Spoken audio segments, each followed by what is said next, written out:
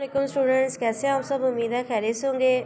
आज जी last time हम लोगों ने एक्सरसाइज 1.2 के जो क्वेश्चन 1 और 2 डिस्कस कर लिए थे। आज डिस्कस करेंगे क्वेश्चन नंबर 3 को, जिसके अंदर वो कहता है गिवन ऑगमेंटेड मैट्रिक्स आपको गिवन है, उसको चेंज करना है रिड्यूस टू एचेलॉन फॉर्म में and find the pivot rows and columns and solve the system.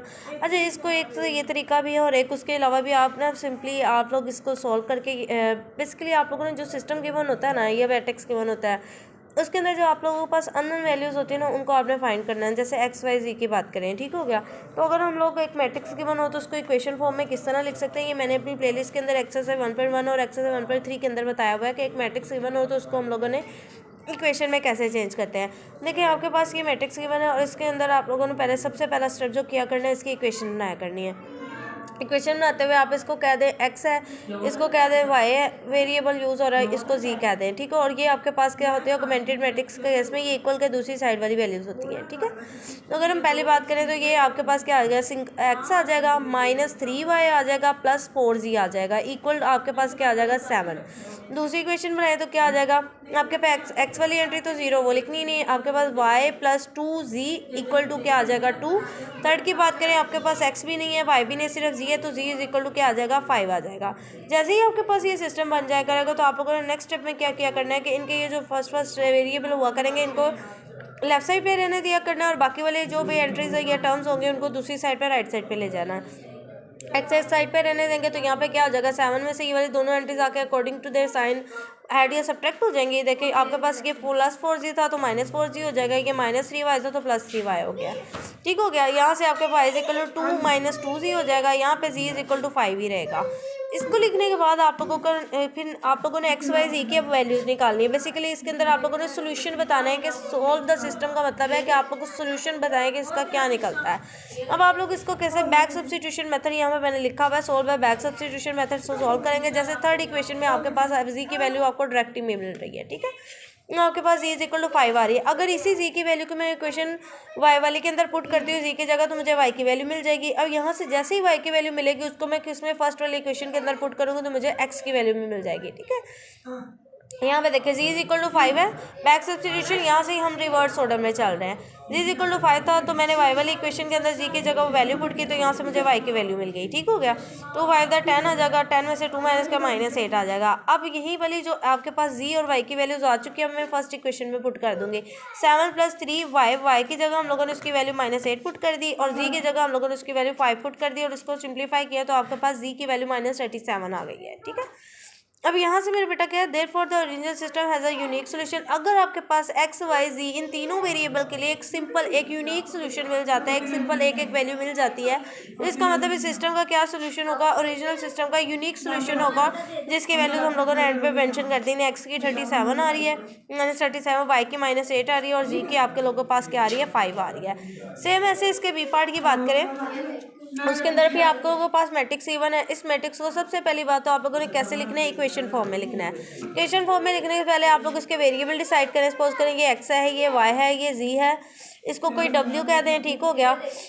या आप लोग यहाँ पे मैंने वैसे इनको वी डब्ल्यू और जी इस तरह से नाम दिए हुए थे, ठीक हो गया। आप लोग इसको चाहे तो एक्स वाई जी में भी ले सकते हैं, ठीक हो गया। चले हम इस तरह सॉल्व करते हैं। एक्स है, वाई है, जी है, डब्ल्यू और इसको क्या कह दें, सपोज करें टी कह दिया, ठीक हो गया। और लास्ट वाले तो हम लोगों को पता ऑगमेंटेड मैट्रिक्स के अंदर ये क्या होती है, 20 की इक्वल की दूसरी साइड की वैल्यू होती है। तो इनको देखते हुए ज़रा चले इक्वेशंस लिखते हैं। तो पहले वाली इक्वेशन के अंदर x लिखेंगे, ठीक हो गया। x माइनस क्या आ जाएगा 6y आ जाएगा, प्लस 0 मतलब जी वाली टर्म नहीं है इसके अंदर, w वाली भी नहीं है, t वाली है, तो हम लिख देंगे +3t इज इक्वल टू -2, ठीक हो गया। इस तरह सेकेंड वाली की बात करें, x वाला भी नहीं है, y वाला भी नहीं है, z वाला है, तो हम लिखेंगे z, अब w वाला भी नहीं है और t वाला है, +4t, मतलब ये जो होते हैं ये बेसिकली इनके वेरिएबल के कोफिशिएंट्स होते हैं, ठीक है। इक्वल टू आपके पास क्या आ जाएगा 7। इसी तरह इसकी बात करें तो यहाँ पे x भी नहीं है, y भी नहीं, z भी नहीं है, w है, ये w लिख लेंगे और साथ आ जाएगा +5t इज इक्वल टू आ जाएगा 8, ठीक हो गया। यहाँ पे आपके पास सारी x y z सारी एंट्रीज ही नहीं है, ठीक हो गया, मतलब 0 इज इक्वल टू 0 वाली फॉर्म है। तो यहाँ पे हम लोगों ने अब जो एक एलिमेंट आप लोगों के पास दिखेगा कम हो जाएगा वेरिएबल, सॉरी। अब इनको हम लोगों ने रिड्यूस करना होता है, फर्स्ट एलिमेंट को वेरिएबल को इसी साइड पे रहने देना, तो बाकी सारी टर्म्स को दूसरी साइड पे ले जाना होता है। तो यहाँ पे हम एक्स ऐसे ही रहने देंगे, ठीक है। अब -2 में से आके क्या हो जाएगा, +6y हो जाएगा, ठीक हो गया, और -3t हो जाएगा। यहाँ से क्या हो जाएगा, z इधर ही रहेगा, ठीक हो गया, 7 - 4t हो जाएगा। यहाँ से मेरा बेटा क्या होगा, w इधर ही रहेगा और इक्वल क्या आ जाएगा, 8 - 5t आ जाएगा, ठीक हो गया। अब देखिए हमारे पास x भी है, z भी है, w पे कौन से वेरिएबल नहीं है जो इस साइड पे हमें जिनको एवेल्यूएट करना था। x भी है, ठीक हो गया, x भी है, आपके पास z भी है और आपके पास w है, y और t नहीं है, ठीक हो गया। जब इक्वेशंस बनी है तो वो जो दो वेरिएबल आपके पास नहीं होंगे ना, उनको किसी नए वेरिएबल के इक्वल आप लोगों ने इंट्रोड्यूस करवा देना है। जैसे मेरे पास अब y वाला एलिमेंट नहीं है, वेरिएबल नहीं है, तो उसको मैं y = t भी मैंने यूज़ कर लिया, चलो v के इक्वल रख देती हूँ, ठीक हो गया। और एक मेरे पास t वाला है, t के रिस्पेक्ट से भी कोई नहीं पड़ा हुआ, तो t = हम लोग किसी l या किसी भी आप लोग जो भी वेरिएबल रखना चाहो उसके इक्वल सपोज कर लो। अब जिधर जिधर y और t आएंगे उसकी जगह हम लोगों ने v और l यूज़ करना है, ठीक हो गया, और अपनी इक्वेशंस को रिड्यूस कर लेना है, ठीक है। पहली बात तो अगर आपके पास लास्ट वाली रो 0 = 0 वाली फॉर्म बना देती है तो इसकी इनफाइनाइट मैनी सोल्यूशन होते हैं, ठीक हो गया। मतलब एक सोल्यूशन नहीं होता फिर इस केस में, इसलिए फिर हम लोगों को जो अननोन आपके पास बच जाते हैं उनको नए वेरिएबल के इक्वल रख के और फिर सोल्यूशन निकालने की क्या करते हैं, कोशिश करते हैं। अच्छा जी, अगर हम लोगों ने इसको v और t l का नाम दे दिया तो इन इक्वेशन को ज़रा रिड्यूस करते हैं, क्या बन जाएगा, x = 2 - 2 + 6, y की जगह हम लोग क्या लिख देंगे, v, ठीक हो गया, -3t की जगह हम क्या लिख देंगे, l, ओके हो गया। अब बात करते हैं z वाले की, तो इसका z = 7 - 4t की जगह हम लोग क्या लिखेंगे, l लिख देंगे, ओके हो गया। उसके बाद w की बात करें, w = क्या बन जाएगा, 8 - 5t की जगह हम लोगों ने लिखना है l, और x z है और y को हम लोगों ने क्या कहा हुआ है, v कहा हुआ है, और 2 को हम लोगों ने क्या कहा हुआ है, l कहा हुआ है।